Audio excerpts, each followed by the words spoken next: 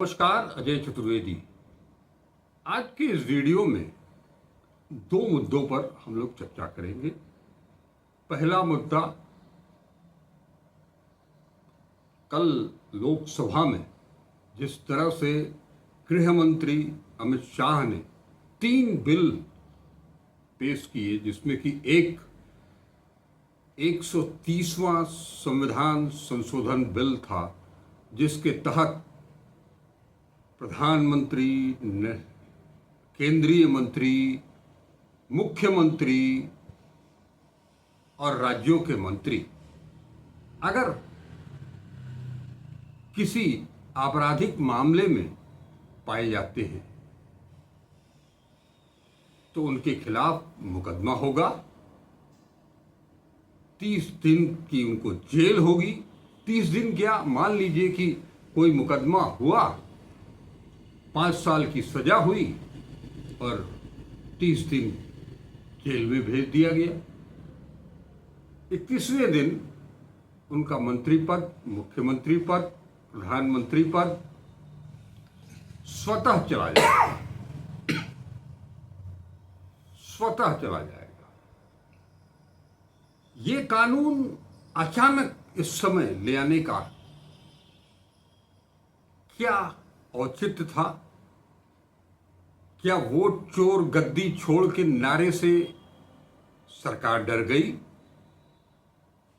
Vote चोरी के इल्जाम से सरकार डर गई? या इन सब आरोपों, खासतौर पर एसआईआर को लेकर के आंध्र प्रदेश के मुख्यमंत्री और केंद्रीय एनडीए सरकार की प्रमुख बैसाखी चंद्रबाबू नायडू ने भी इसका विरोध किया, लिख करके दिया है उन्होंने, उनकी पार्टी ने। और इसी समय उपराष्ट्रपति का चुनाव भी आ गया। उस चुनाव में दक्षिण भारत की अस्मिता का ही युद्ध हो गया। इंडिया गठबंधन अलग अपना दांव पेच खेल रही है। रेवंत रेड्डी को भी लगा दिया गया है। ऐसा तो नहीं, इस बीच जिस दिन एनडीए के उपराष्ट्रपति उम्मीदवार राधाकृष्णन जी ने पर्चा भरा, उस दौरान या उससे पहले दिल्ली में ही थे चंद्रबाबू नायडू, लेकिन नामांकन के दौरान, नामांकन की प्रक्रिया शुरू होने के पहले ही वो वापस लौट गए। ये संकेत कुछ ठीक नहीं है एनडीए के लिए। अब हम इस पर चर्चा जानेंगे कॉमरेड अमृत कुमार जी की राय, और साथ ही साथ जो बिहार में वोटर अधिकार यात्रा का 5वां दिन है आज। हालांकि आज राहुल गांधी उपराष्ट्रपति चुनाव के लिए इंडिया गठबंधन के उम्मीदवार जस्टिस सुदर्शन रेड्डी के नामांकन के लिए रुक गए थे दिल्ली में ही। तो क्या फर्क पड़ता है, तेजस्वी यादव ने ही अकेले मोर्चा संभाला और जबरदस्त संभाला है। हम चर्चा को शुरू करते हैं। कॉमरेड अमृत कुमार जी, एनडीए को या केंद्र सरकार को, भारतीय जनता पार्टी को कोई डर लगने लगा है क्या? देखिए, डरी हुई सरकार या डरी हुई तानाशाही व्यवस्था, सरकार तो कोई है नहीं। डेमोक्रेसी में सरकार होती है, लेकिन ये तानाशाही व्यवस्था है। एसआईआर का आंदोलन चरम पे है जी, और बिल्कुल इनके सामने चट्टान की तरह खड़ा हो गया है, जो फोड़े नहीं फूट सकता है। जहाँ तक राहुल गांधी का सवाल है या किसी का भी सवाल है, वो उसमें शिरकत कर पाया किन्हीं परिस्थितियों में नहीं कर पाया, ये कोई माने कल नहीं। तो अमृत कुमार जी, कल राहुल गांधी ने विपक्ष के एनडीए गठबंधन के सभी बड़े नेताओं को बिहार आमंत्रित किया है कि आइए और आप देखिए कि वहां किस तरह से एसआईआर के विरोध स्वरूप एक आग सी लग गई है। बच्चे से लेकर के और बुजुर्ग तक, महिला से लेकर के पुरुष तक, सब के सब एक हर जुबान पर एक नारा, वोट चोर गद्दी छोड़। इसी भय से, भय असली यही है, तो एक ऐसा धमाका करने की कोशिश, ये धमाका नहीं है जबकि ये साजिश है। धमाका करने की कोशिश की गई है कि भैया हम आज तक कोई ऐसा कानून नहीं लाया जिसमें प्रधानमंत्री तक को भी तुरंत फंसाया फंस जाएगा। हम थोड़ा सा पीछे चलना चाहेंगे। ये इस देश में एक जज की हत्या हो जाती है और जज के हत्यारे जांच में, सीबीआई के जांच में वो जांच नहीं कर पाती है, जिसका नतीजा है कि अदालत संतुष्ट नहीं हुई और शंका के बरी पर रिहा कर दिया। जज लोया की बात में कर रहा हूं। जी। और वो लोग सत्ता में आ गए। तो लोया की हत्या क्यों की गई ये भी तो बता दीजिए। लोया की हत्या इसलिए की गई थी कि उनका मुकदमा हमारे गृह मंत्री जी का भी था, जिसमें ये विक्टिम रहे हमारे गृह मंत्री, तत्कालीन गृह मंत्री गुजरात सरकार, वर्तमान गृह मंत्री, केंद्रीय गृह भारत मंत्री सरकार। तो यदि सीबीआई अगर तोता नहीं है, अगर तो वो जांच करता, और जांच करता तो शायद दूसरी कहानी होती और उसमें फैसला होने वाला था। बल्कि बहस का अंतिम दौर चल रहा था उस केस में, और जज लोया की हत्या हो जाती है। ये संजोग नहीं है। तो दूसरी घटना घटती है हमारे देश में। गोधरा जैसे नरसंहार के आरोपी बाइज्जत बरी हो जाते हैं, तो सरकार चला रहे हैं। क्या हमारे देश के प्रधानमंत्री पर जो भ्रष्टाचार के आरोप सीएजी ने लगाए हैं, वर्तमान प्रधानमंत्री की बात मैं कर रहा हूं, तो हमारे प्रधानमंत्री जी पर जो है केस चलाया जाएगा, इनको 30 दिन जेल भेजा जाएगा।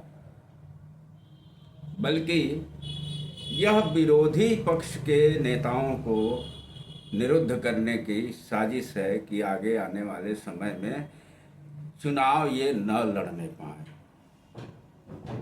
30 दिन जेल चले जाएंगे, मुकदमा चलेगा, मुकदमे का फैसला एक रूटीन है, जैसा कि एसआईआर में भी हो रहा है, रूटीन है, उस रूटीन के तहत आता रहेगा।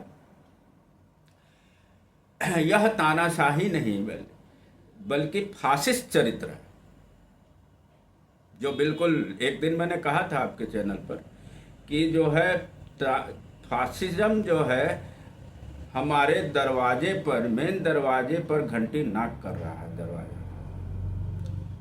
अब वो प्रवेश करना चाहता है घर के अंदर। कितनी खतरनाक होगा वो दृश्य जब वो घर के अंदर प्रवेश कर जाएगा। इसको बचाना होगा। और एक हमेशा कोशिश की जाती है, बात होनी चाहिए एसआईआर पर, लोकसभा में बात हो रही है जो है एक नए कानून बना के, वो भी काला कानून जिसका कोई मतलब नहीं है। क्या हमारे गृह मंत्री जी पुनः जेल जाएंगे? क्या हमारे प्रधानमंत्री जी पुनः जेल जाएंगे? ऐसा संभव है? नहीं है। बल्कि कल तो बिल पेश करते हुए गृह मंत्री ने कहा कि ये प्रस्ताव, ये बिल प्रधानमंत्री ने खुद बनवाया है कि उनको भी शामिल करो। हाँ, मुझको भी शामिल करो। माने मुझको भी शामिल करो से क्या आशय है? क्या उनको लगता है कि वो जब तक जिंदा रहेंगे तब तक प्रधानमंत्री रहेंगे? सोच रखा है, फासिस्ट ताकतें यही सोचती हैं। वो राजा हो जाए। हाँ, मैं बार बार कह रहा हूँ कि अभी हम लोग सोचते थे कि तानाशाही व्यवस्था जो है चल रही है 11 सालों से। यह जो सामने जो चरित्र उभर के आ रहा है ये फासिस्ट चरित्र है, इसको हम अर्ध फासिस्ट नहीं कह सकते। तो ये बिल्कुल हिटलर के रास्ते पर चलता हुआ देश नजर आ रहा है। आप हिटलर से तुलना कर रहे हैं। राहुल गांधी कहते हैं कि मध्ययुगीन में काल में हम पहुंच गए हैं। नहीं, मध्ययुगीन काल में तो पहुंचाएंगे ये, क्योंकि इनका एजेंडा है ये तो पहुंचाएंगे। वही गौरव गाथा करेंगे। गौरव गाथा जो हमारे पुराणों में है, हमारे जो है धर्म ग्रंथों को नहीं कह सकते, लेकिन पुराणों में जो गाथाएं गढ़ी गई हैं उनको ये लाएंगे, ये कहेंगे कि यही इतिहास है, और कह रहे हैं लोग मानने के लिए तैयार भी हो जा रहे हैं। तो जब मानने के लिए कुछ लोग तैयार हो जा रहे हैं, सवाल ये नहीं था। राहुल गांधी ने जो कहा मध्ययुगीन शब्द का जो इस्तेमाल किया, उसका आशय ये था कि जैसे मध्यकाल में भारतीय इतिहास में अगर आप मध्यकाल की तरफ जाएंगे जहाँ राजे रजवाड़े सुल्तान हुआ करते थे, उनको किसी का चेहरा पसंद नहीं आया, हटाओ उसको। तो चूंकि भारतीय परिप्रेक्ष्य में मध्ययुगीन जो है शब्द का जो इस्तेमाल किया है राहुल गांधी ने, बड़ा सटीक किया है, क्योंकि राजे रजवाड़े तो कहिए खत्म कर दिए गए जी। उनके पास राज रहा कहाँ? अब चुने हुए रास्ते से आप राजा बनना चाहते हैं, और वो वैसा राजा भी नहीं जो मध्ययुगीन जो है राज्य में राजा हुआ करते थे। वो किसी का चेहरा पसंद नहीं आता था, उसे फांसी पर लटकवा देते थे, वो एक अलग है। लेकिन जिनका चेहरा पसंद आता था उनकी तो रक्षा भी तो करते थे वो। ये तो रक्षा भी करने का नाम नहीं ले रहे हैं। नहीं, इनके पास वॉशिंग मशीन है, आप कुछ भी करके आइएगा, चोरों बेदाग हो जाइए। चोरों को ना इनके ही दल में लोग डरे हुए हैं। इससे बड़ा उदाहरण क्या मिलेगा? कोई आवाज नहीं निकल रही है डर के मारे। हाँ, सब इंतजार कर रहे हैं कि कब इनका दिन लदेगा, और दिन उनसे नहीं लदेगा। जो हम लोग सोचते हैं, कभी कभी ये लगता भी है कि भाजपा में फूट पड़ेगी, पड़े या ना पड़े। जनता में जो ये गोलबंद जिस जनता को किए थे 2014 में, 2019 में, उसमें फूट पड़ गई है। वो जान गए हैं कि ये हमारे अधिकारों को छीन रहा है ये आदमी। तो अब उसको ये पसंद नहीं करती, वो जनता नहीं पसंद कर रही है। बिहार देखा जा सकता है उदाहरण के तौर पर। बिहार में जो है इनका वर्चस्व आज से नहीं है। वो गठबंधन में ही, लेकिन गठबंधन की सरकार लगातार ये चला रहे हैं, बीच बीच में छोड़ कर लगातार चल रहा है सुशासन बाबू के नाम पर। वो सुशासन की हालत क्या कि बरगद के पेड़ के नीचे बच्चों को पढ़ने नहीं दिया जाता। वो कहा जाता कि स्कूल बंद करो। ये सरकारी स्कूल है वो जो बरगद के पेड़ के नीचे चल रहा है। संसाधन के अभाव में उसे अपग्रेड किया जाना चाहिए। वो अपग्रेड करने के बजाय बंद करो इसे। दिल्ली जैसे राज्य में स्कूलों को उस रास्ते पर ढकेल दिया गया है कि ये बंदी के कगार पर पहुंचे। नहीं, स्कूल के अलावा भी शिक्षा को तो इन्होंने तहस नहस कर दिया है, बर्बाद कर दिया है। और उसी तर्ज पर मुझे लगता है कि आज की तारीख में ये जो SIR है वो भी एक तरह से आपको धमकाने वाला, आपको डराने वाला। बिल्कुल बिल्कुल। और आपके पास जो एक अधिकार बचा था आज के माहौल में, आपके पास धन दौलत है नहीं, आपके पास रोजी रोजगार है नहीं, शिक्षा आपसे छीनी ही जा रही है, कानून व्यवस्था का हाल आप देख ही रहे हैं, विकास का जो पैमाना है दिखाई जा रहा है, जो दिखाई दे रहा है, सड़कें तक नहीं है, पगडंडियां भी सही नहीं हैं, और 2047 में विकसित राष्ट्र हो जाएगा। नहीं, हम कह रहे हैं कि आप 2047 तक के योजना को बनाने वाले कौन होते हैं? आप तो 5 साल के कार्यकाल की योजना बनाएंगे ना। कि आप जो है अगले 25 साल 40 साल का नहीं, वो तो मान करके योजना- चल रहे हैं। ये सारा योजना- परिवर्तन, सारा नियम कानून तो इसीलिए है ये कि मानकर चले थे। और 14 में स्वाभाविक रूप से एक जो है वो एक आंदोलन था भ्रष्टाचार के खिलाफ, इनको कुर्सी पर बैठा दिया। लेकिन 19 में आने के बाद ये जो है डराना शुरू कर दिए। एनसीआर एनआरसी उसी का जो है परिणाम था। सीए और CA, एनआरसी। हाँ एनआरसी। लेकिन आज तक वो इम्प्लीमेंट कैसे होगा उसका कानून नियमावली नहीं बना पाए। ये तो उसी प्रक्रिया में चल रहे हैं। एसआईआर वही तो है। तो वो छद्म रूप पकड़ के बहुरूपिया अब इनके हाँ, प्रकरण हाँ, चीज तो वही बहुरूपिया है है, कि आप साबित करो कि आप हाँ। देश के नागरिक हो। हमारे देश का प्रधानमंत्री बहुरूपिया है। वो बहुत कब कौन सा रूप धारण करेगा, कभी मंगलसूत्र छिनवाने लगेगा, कभी जो है भैंस खुलवाने हाँ, ईश्वर का जो है अवतार कहते कहते रह गया। अब जो है कहते कहते क्यों रह गया? उन्होंने सीधे सीधे कहा कि वो सीधे हमारा परमात्मा से उनका मिलन होता है और परमात्मा जो आदेश देते हैं वही वो करते हैं। यानी कि नॉन बायोलॉजिकल। हाँ, यानी कि हमसे सवाल मत करो। वो संकेत है कि हमसे सवाल न किया जाए, हमसे आशीर्वाद लिया जाए। भाई परमात्मा के जो अंशावतार होंगे वो उनसे तो आशीर्वाद न लेगा आदमी, अपनी समस्याएं नहीं कहेगा। वो समस्या सुनने के लिए नहीं है। उन्होंने जो है दूसरे रूप में ये देश को बता चुके। और जिनको 80 करोड़ जो बड़े दावे सीना ठोक के बोलते थे कि 80 करोड़ लोगों को 5 किलो अनाज पर हम जिंदा रखे हुए हैं।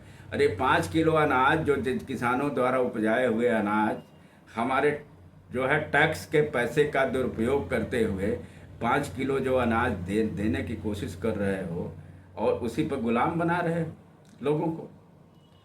जरूरतमंद को वो 5 किलो नहीं 10 किलो मिलना चाहिए। जरूरतमंद को मिलना चाहिए। वो गरीबी रेखा के नीचे जीने वाले लोगों का था। कहाँ गरीबी रेखा से बाहर निकालते तब जीडीपी का डंका पीटते। वो भी तो दावा कर रहे हैं कि कितने 25 लाख या कितने 25 करोड़ लोगों को वो दावा कर रहे हैं कि 10,000 रुपया कमाने वाला जो है गरीबी रेखा से ऊपर है और 5,000 6,000 रुपया इसी शहर में कमाने वाले मुश्किल से मिल रहे हैं, है ना जो हालत है। तो ग्राउंड लेवल पर पोजीशन क्या है भी? सरकार की जीडीपी, उसके उद्योग, उसके जो है वो जनता का क्रय शक्ति, उसकी माली हालत पर जीडीपी न बस एक समावेशी जीडीपी न बनता था या बनता है। तो उसको दरकिरार करते हुए 0.5% अगर आपकी जीडीपी बढ़ जा रही है तो आप ढोल मजीरा लेके गाना गाने लग रहे हैं। ये और आज तक जो है वो उन्होंने पर कैपिटा इनकम की बात कभी नहीं की। वो आंकड़ा ही नहीं है इनके पास। कहते हैं कि आंकड़ा नहीं है। तो और आप देखिएगा कि एसआईआर के पीछे की कहानी ये है। एक दिन में एसआईआर नहीं लाए। ये जनगणना क्यों नहीं करा रहे थे? 2011 में जनगणना हुई, उसके बाद 15 साल हो गए जनगणना हुए, जबकि जनगणना का काम सामान्यतः हर 10वें साल हो जाता है। 21 में ड्यू था। 21 में ड्यू था, 21 में नहीं करा पाए, 22 में कराओ भाई।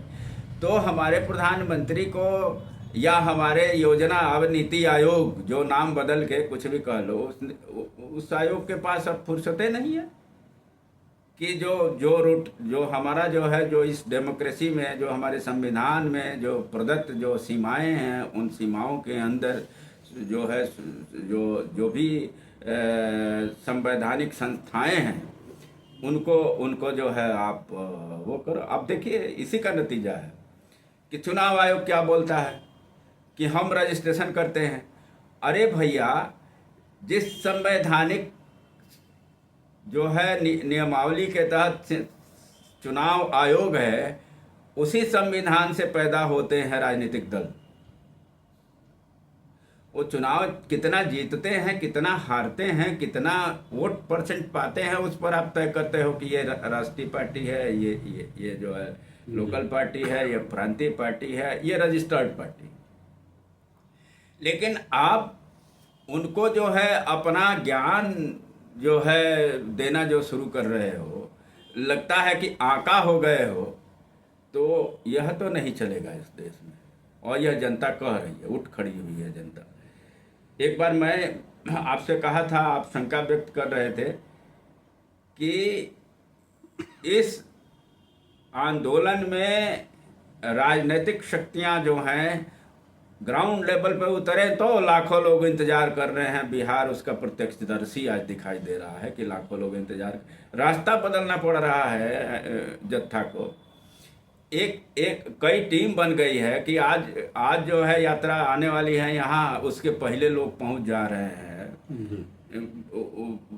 और ये नहीं है कि कोई अरे गैरू पहुंच जा रहा है, वो जो है किसी पार्टी के मुखिया, किसी पार्टी के प्रवक्ता, किसी पार्टी के वो लोग जाके प्रेस कॉन्फ्रेंसेज कर रहे हैं उस इलाके में कि भाई जो है कल यात्रा आ रही है और आपका ये अधिकार छीना जा रहा है। हाँ, जो बात बिहार की जनता नहीं जानती थी, नहीं समझती थी, या देश की जनता नहीं जान पा रही थी, वह बात जो है इन राजनीतिक शक्तियों के हस्तक्षेप से उस बात को जान गई। अब जान के अपना कोई हाथ नहीं कटाएगा, ये मुश्किल है। नहीं, इसमें एक चीज और भी हमको लगता है जैसे कि उस दिन की प्रेस कॉन्फ्रेंस में चुनाव आयुक्त ज्ञानेश कुमार जी ने कहा कि उनके बीएलओ, उनके अधिकारी घर घर गए हैं। माने 7 करोड़ 89 लाख जो वोटर लिस्ट थी पुरानी, सबके घर घर गए हैं। और ये स्पष्ट है, सभी लोकल चैनलों ने, बड़े पत्रकारों ने, जनता ने ये स्पष्ट कर दिया है। सब कुछ वीडियो पर है, सब कुछ इंटरनेट पर है कि सबके घर पर क्या, ज्यादा 90% लोगों के घरों पर बीएलओ नहीं गए। ये सही है। और जब उनके कहने के बाद उन्होंने मान लिया कि 10% के यहाँ गए और 90% के यहाँ नहीं गए, तो 90% जनता तो उनका झूठ पकड़ ली ना। हाँ, वो जो कह रहे हैं वो गोदी मीडिया जो है कह रही है कि घर घर गए। इस बेचारे क्यों दो तरह का बयान देता है चुनाव आयोग। ये कहता है, बेचारगी भी दर्शाता है कि हमारे पास 800 लोग हैं, मैं कैसे करूं, जबकि पूरा ढांचा उसके पास है, वो कैसे नहीं कर सकता है, सब कुछ कर सकता है। एक जो है विपक्षी दल को या प्राइवेट किसी कंपनी को कोई काम करने में जो कठिनाई आएगी, उससे जो है 0.1% भी कठिनाई नहीं आने वाली है। क्योंकि चुनाव आयोग कोई हरकत करता है तो उसके पीछे पूरा एक देश का लश्कर खड़ा होता है जी, प्रशासनिक ढांचा खड़ा होता है, उसमें डीएम से लेके और चपरासी तक है जो है उसका। तो वो कैसे कह सकता है कि 800 लोग हैं हमारे पास। तो इस तरह का बयान, उलूल जुलूल बयान, जो सही जो सवाल हो रहे हैं उसका जवाब नहीं, ये कोई जवाब नहीं है चुनाव आयोग। ये व्यवस्था 2025 में अलग से तो आई नहीं है ना, इसके पहले भी थे। अभी भी मैं कह रहा हूं कि अगर इस देश में इस सरकार को चुनाव आयोग की जो है साख बचानी है तो ज्ञानेश कुमार को इस्तीफा ले लेनी चाहिए, या इन्हें इस्तीफा दे देना चाहिए कि हम रहें या न रहें, चुनाव आयोग की साख बची रहे। तब तो ये माना जाता कि चुनाव आयोग है, ये कोई आयोग नहीं है। आप तो ऐसे सवाल कर रहे हैं, लेता मरे न देता मरे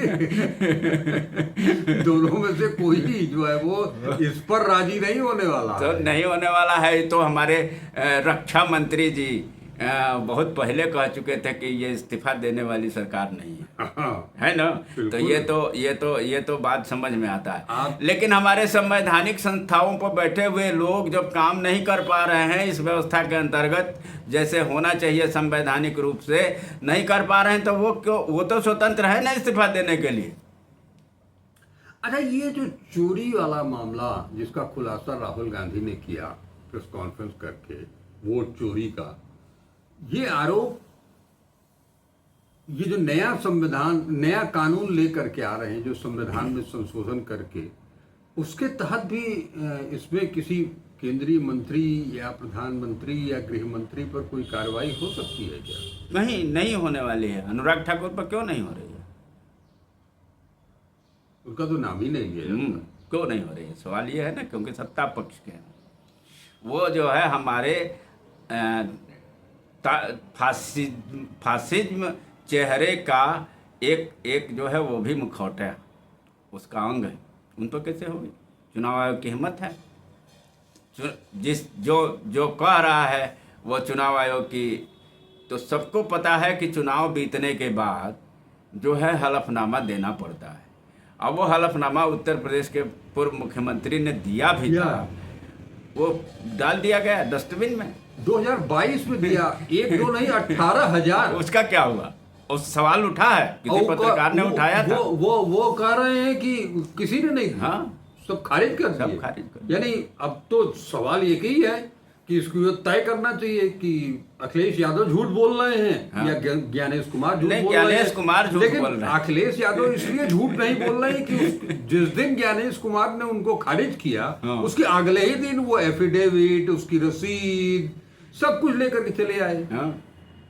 कहाँ हुआ है, कहाँ उन्होंने घपला हुआ है, उसका पूरी सूची भी लेकर के चले आए। अब तो कायदे से एफिडेविट जो है, जो राजनीतिक दल मांग रहे हैं आपसे कि आप दो एफिडेविट की हमने जो है सही वो किया है, रिवीजन किया है, उसका देना चाहिए, क्योंकि वो नहीं देंगे। ये लोकतांत्रिक व्यवस्था में, संवैधानिक व्यवस्था में जिस संविधान से उपजे हो तुम, उसी संविधान से हम उपजे हैं, तो हम भी तो आपसे एफिडेविट मांग सकते हैं। तो राहुल गांधी ने अच्छा किया जी कि उन्होंने एफिडेविट नहीं दी, और यही कारण है कि आज पूरा विपक्ष और जनता उनके साथ खड़ी है। सबसे बड़ा एफिडेविट, इससे बड़ा एफिडेविट नहीं हो सकता। अभी भी चुनाव आयोग को समझ हो तो इस्तीफा दे और जो है वो कुर्सी खाली करे, कोई दूसरा बैठे। ये उपराष्ट्रपति का चुनाव भी कुछ हाँ फंसा हुआ है, एकदम क्लियर नहीं है कि एनडीए जीत ही जाएगा। नहीं, क्लियर नहीं है। इसका उल्टा भी हो सकता है। हाँ, उल्टा भी हो सकता है, और ये एक पॉसिबिलिटी है, उल्टा होने की भी है। लेकिन जहाँ तक भाजपा के अंदर बात है, भले ही चंद्रबाबू नायडू जो हैं वापस चले गए, राष्ट्रपति के चुनाव में शामिल, घोषणा में शामिल नहीं हुए, लेकिन जनता की नज़र में अपने राज्य में भी वो शंका की दृष्टि से देखे जा रहे होंगे, क्योंकि उन्होंने चुनाव आयोग के निर्णयों का जो है प्रतिरोध किया है, लिखित प्रतिरोध किया है, और सरकार में बने हुए हैं। इसके बाद इस तरह के कानून, पहले एनडीए में के ही कुनबा न टूटे उसका इंतजाम, बाहरी लोगों का कुनबा तो टूटना जो है, क्योंकि वो जो है सिस्टमेटिक और जो है समझदार और परिपक्व राजनीतिक जो है समझ के साथ वो बना हुआ है। वो एक कॉमन मिनिमम प्रोग्राम है, और वो कॉमन मिनिमम प्रोग्राम का नतीजा ही है कि हम एक प्रत्याशी दे रहे हैं, इसका विस्तार होने की संभावना है आगे आने वाले चुनाव में इस कॉमन मिनिमम प्रोग्राम का। ये संकेत है कि हम चुनाव भी जो है, आम चुनाव भी जो है ऐसे लड़ सकते हैं। नहीं, ये जो है ये है एक्सपेरिमेंट का कहा जाए, ये जो है प्रयोग है कि इस प्रयोग के तहत हम अगला चुनाव भी लड़ेंगे, क्योंकि इसमें जो हमारे विपक्षी दल में भी जो इधर उधर आया राम गया राम वाले लोग हैं वो चिन्हित हो जाएंगे। तो इसलिए दोनों तरफ चौकसी रहेगी इस उपराष्ट्रपति के चुनाव के बहाने। चलिए, बहुत बहुत शुक्रिया आपका हम लोग 9 सितंबर तक ये रस्साकसी चुनाव को लेकर के चलेगी। 9 सितंबर की शाम को ही ये परिणाम आएगा, तब पता चलेगा कि जीत इंडिया की हो रही है या एनडीए की हो रही है। और जहां तक दूसरा मामला है वोट चोरी का, एसआईआर का, वो भी आंदोलन अब थमने वाला नहीं है। राहुल गांधी ने बहुत स्पष्ट कर दिया है कि बिहार में तो आग लग चुकी है और उसकी लपटें अब देश के कोने कोने तक जा रही हैं। देश के सुदूरवर्ती राज्यों तक उसकी लपटें पहुंच चुकी हैं। अब देखना क्या है? देखना यह है कि केंद्र सरकार, भारतीय जनता पार्टी और गुजरात लॉबी जो चारों तरफ से घिरी हुई नजर आ रही है, अब वो क्या करेगी? इस चक्रव्यूह से बाहर वो कैसे निकलेगी? निकल पाएगी या अभिमन्यु की तरह चक्रव्यूह में ही फंस कर रह जाएगी? नमस्कार, अजय चतुर्वेदी। आप सबसे पुनः एक अनुरोध, वीडियो को पूरा देखें, लाइक करें, ज़्यादा से ज़्यादा लोगों तक पहुंचाएं ताकि हमारी बातें भी दूर दूर तक पहुंचे। और जिन लोगों ने चैनल को सब्सक्राइब नहीं किया है वो इसे सब्सक्राइब करें। नमस्कार, अजय चतुर्वेदी। नमस्कार।